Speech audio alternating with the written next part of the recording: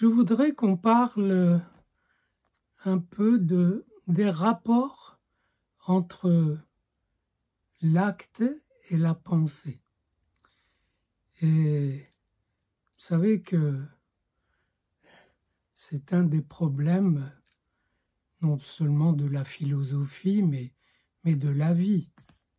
Lorsque on agit, et souvent on ne pense pas, et même parfois on est tellement activiste qu'on s'arrange pour n'avoir pas le temps de penser, et lorsqu'on pense, on ne voit pas trop l'action se profiler, et on peut s'arranger pour qu'en effet elle soit différée et qu'on en reste à dépenser sa pensée en vain.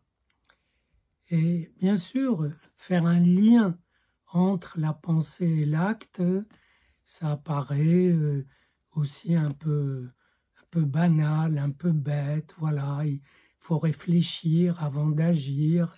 Et puis, quand on agit, il faut quand même faire le point, etc. C'est pas du tout sous cet angle que je voudrais en parler. Et allons un peu plus loin, toujours dans l'expérience. Il arrive souvent, pas seulement avec des patients en analyse, mais souvent dans la vie, des gens, mais surtout en analyse, des gens comprennent quelque chose intellectuellement, mais ne le comprennent pas dans les faits, en actes, si l'on veut. Ça veut dire, là par exemple, j'écris mon deuxième volume sur Shakespeare, et je suis dans une pièce où un personnage comprend que la vérité qu'il détient, s'il l'a dit, ça peut lui coûter sa tête, et il est très averti, très conscient, et on l'appelle à réfléchir, et il réfléchit, et il ne peut pas s'empêcher d'y aller, et de risquer sa tête, et de la perdre. Donc, quelquefois, on réfléchit, on prévient, on explique, on s'explique, et puis ce qui doit se faire se fait, comme si finalement c'était une autre pensée qui dirigeait, peut-être une pensée inconsciente, on peut l'appeler le symptôme, on peut l'appeler de toutes sortes de manières. Et j'ai entendu récemment une phrase de Bergson qui disait en gros, il faut penser en agissant, en ayant en tête l'action, et agir en pensant. Et bien sûr, c'est facile à dire et c'est difficile à réaliser. Et je constate quand même que ce croisement, et penser en agissant, agir en pensant, ça me rappelle que dans ma théorie de l'entre-deux, il y aurait la pensée d'un côté, l'acte de l'autre, fictivement séparés parce qu'ils ne le sont jamais tout à fait. Et en fait, comme dans toute dynamique d'entre-deux, ça se tresse. Et ça se tresse, ça veut dire que de la pensée passe par l'acte, redevient une pensée, revient vers l'acte autrement, vers un autre acte, etc. Puis de l'autre côté aussi, de l'acte va vers la pensée, etc. C'est un tressage, une espèce d'hélice, un peu comme l'hélice de l'ADN. Ça nous constitue. Mais ce qui est très difficile, c'est de penser en acte. C'est-à-dire quand les deux se resserrent et que finalement, c'est peut-être là la vérité du lien entre la pensée et l'acte, c'est de pouvoir penser en acte. Et je revois toujours cette prof de philo qui m'avait dit un jour que dans sa classe, elle était de terminale ou de je sais quoi d'autre, et elle était venue faire son cours.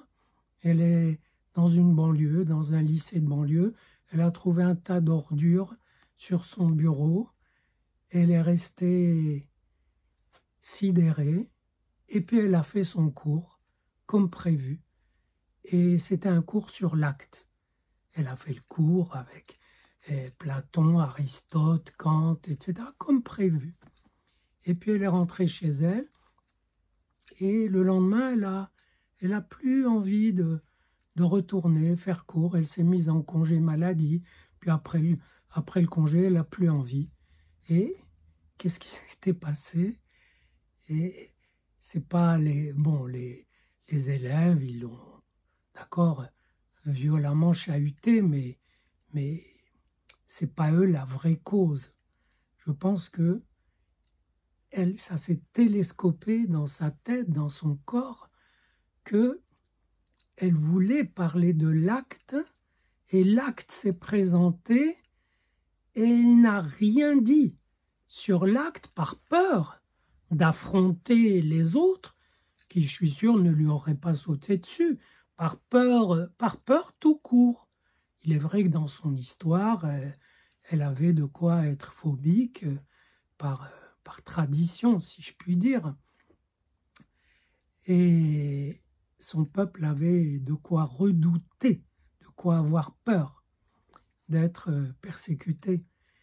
Et donc, mais elle s'est abstenue, et cette abstention, ce renoncement lui est rentré dans le corps, cette peur, et l'a en quelque sorte fait décrocher du désir de penser, de partager la pensée sur la vie, sur l'action, sur l'acte, avec d'autres, avec les élèves.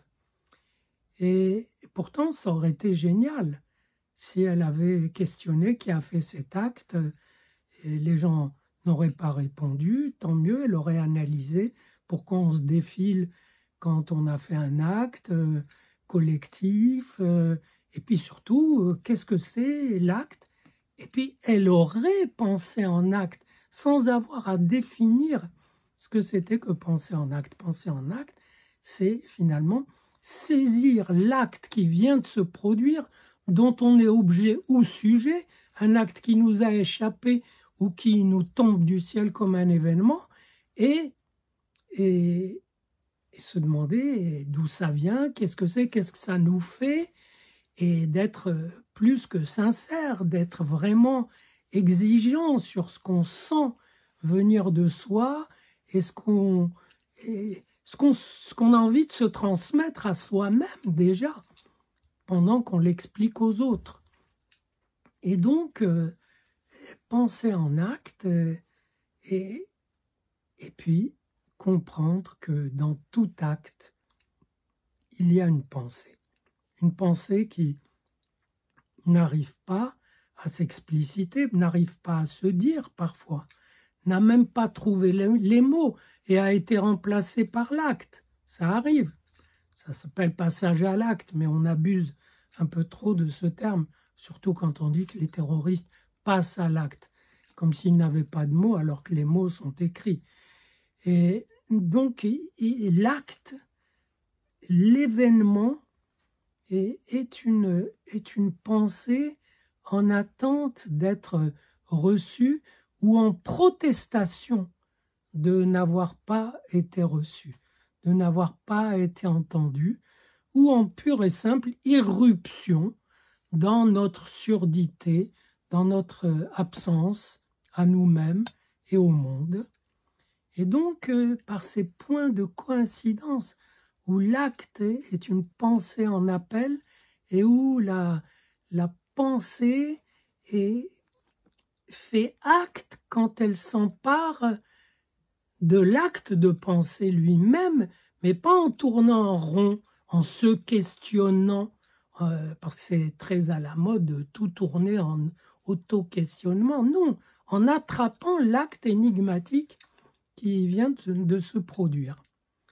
Voilà des éléments de cette dynamique qui m'est chère, que j'utilise souvent. Je vous recommande le livre où j'en parle, qui doit avoir bien 25 ans, qui s'appelle « Entre deux », l'origine en partage, mais le titre « Entre deux » ne signifie pas évidemment être au milieu, entre la pensée et l'acte, parce que là, on ne serait ni pensant ni agissant. Non, c'est toute une dynamique d'interaction, d'intrication entre l'actif et le pensant, et on le perçoit très bien dans l'art, je ne sais pas, au cinéma, c'est très sensible. Pour des raisons commerciales, on distingue les films d'action et les films comme ça de contemplation ou soi-disant intimes, de méditation, etc. Et c'est un petit peu faux, parce que ce qu'il y a de beau dans les films d'action, c'est les pensées violentes que ça charrie, et dans les films soi-disant contemplatifs, c'est les actes que ça contourne et que ça dessine en pointillé comme à la fois nécessaire et qui pousse à les éluder, à les contourner pour fuir dans la rêverie.